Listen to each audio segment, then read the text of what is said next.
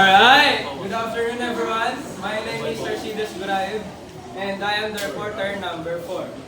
For our problem number 7, freelancers work schedule. A freelance writer works on a project for a 2-month period. They work for 4.5 hours, which is Monday to Friday, and 3 hours on Saturdays. How much total time is it in hours? Let's assume that 1 month is equals to 4 weeks. For the first step, let's take the 4.5 hours and multiply that to the number of days he works, which is to Monday to Friday.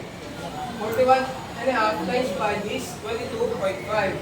Then add the 3 hours on Saturdays that he works, and that will be 25.5 hours.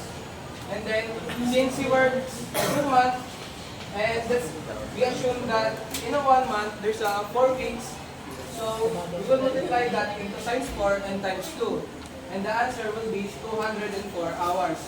So the total time that the writer works is 204 hours.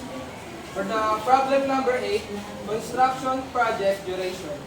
A small building renovation project is estimated to take 3 and 1/4 weeks. How many full working days is this? Assuming a standard 5-day work a week. Our solution is just simple. Let's take the 3 and 1/4 a week and multiply that to standard 5-day work. And the answer will be 6.25. So our answer is 16.25 days.